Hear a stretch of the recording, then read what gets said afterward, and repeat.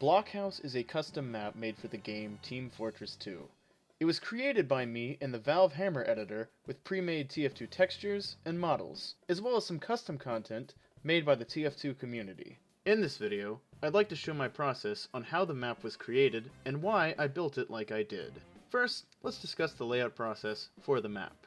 I quickly decided that King of the Hill was the desired game mode that I wanted to work on, and I began to draw rough ideas of the layout I wanted to create.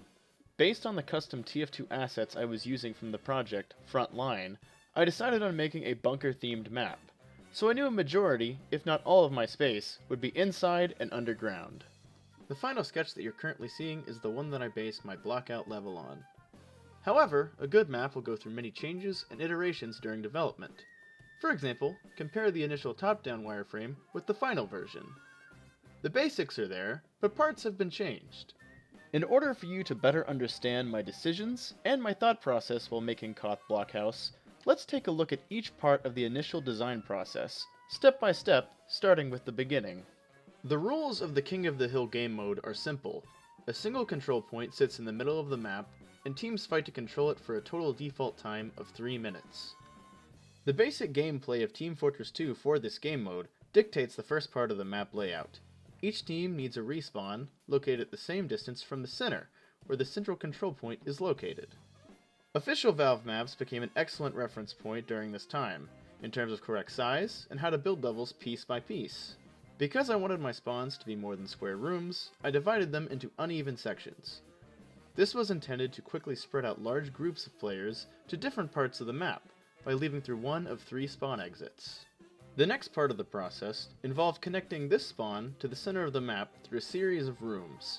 I focused on the red side of the map from this point on, as this half of the map would be later mirrored to create the blue side, following typical TF2 map design to give both teams equal starting ground and a level playing field in this game type. I started by adding 3 sets of hallways from spawn. This was followed by making another set of larger rooms that varied in size and shape. These would all reconnect to each other, functioning as both a backlines at the start of the match and a potential forward hold for the defending team. I also knew at this point that I wanted a drop-off room on each side of the main capture point's room, to function as side entrances so players wouldn't be cramped into a single entrance per side. Effectively, once we add some connector rooms, this gives each team 3 potential ways of reaching the midpoint once we mirror the map. As I began to flesh out the map by adding prop models, I made a few innovations to the layout. I removed some of the repetitive hallways for some more unique locations, like vents big enough for the player to fit through, and a bar area near spawn. Next, I wanted to add some more details, so I added some non-gameplay areas that fit the bunker theme to add to the player's experience. I then changed each gameplay room to follow suit, by giving each a specific bunker theme with distinct structures and features so that players can quickly identify where they are. It also helps players identify where teammates and enemies are holding. Another standard Team Fortress 2 map-making procedure was the use of signs to direct players to the central control point. Around this time, I also began adding health and ammo packs around the map strategically. After adding some technical brushes such as player clips, triggers to make the shutter doors work, and hint and skip brushes to break up and optimize the level, it was finally time to mirror the map and swap out all the textures and models for their blue counterparts. I want to mention that I did this many times over the course of the development of the level to check for leaks and problems.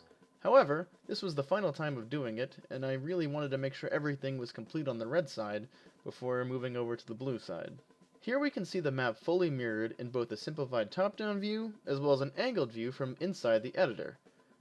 Now that we've gone through building this level piece by piece, this detailed top-down shot should make a lot more sense as to how the space was built. Here's a specific example of a room being built, this time from a single perspective from inside the garage. This shows just how much each layer of detail was added over time. These range from textures, to detailed geometry, to props, to overlays, and finally the gameplay logic needed to make the game function. This final transition from in-engine to in-game shows how everything came together to make a single room within the level.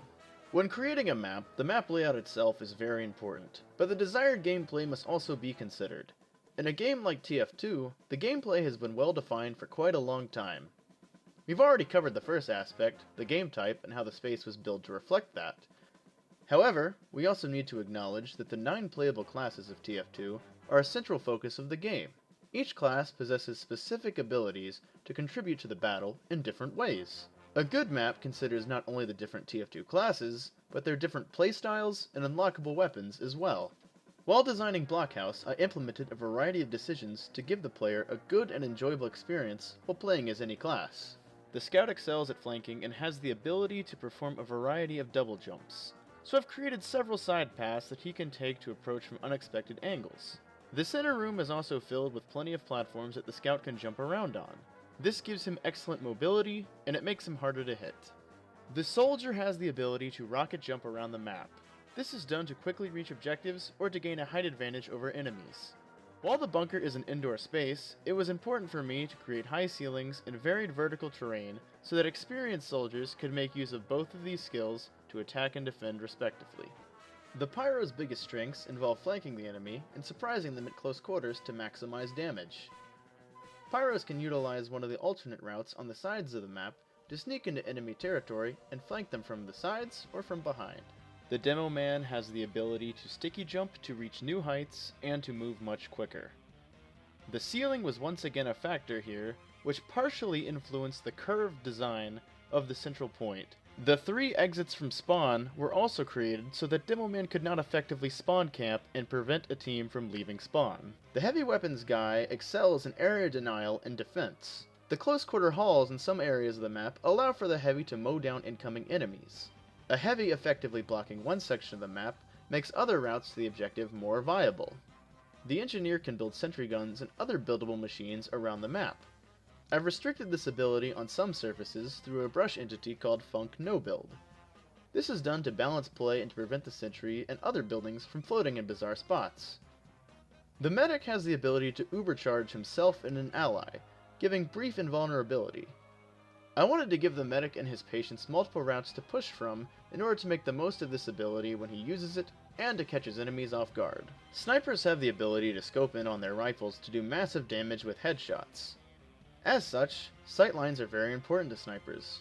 There are plenty of areas on this map that have good sightlines, but there's also plenty of areas that have bad sightlines due to pieces of cover. Players should use alternate routes to get up close to deal with an enemy sniper if they're giving them a problem. The spy attempts to get behind the enemy while invisible, and uses disguises to get enemy picks. The various interconnecting routes of my map are designed to have areas spies can hide in, to wait for the enemy and surprise them from behind.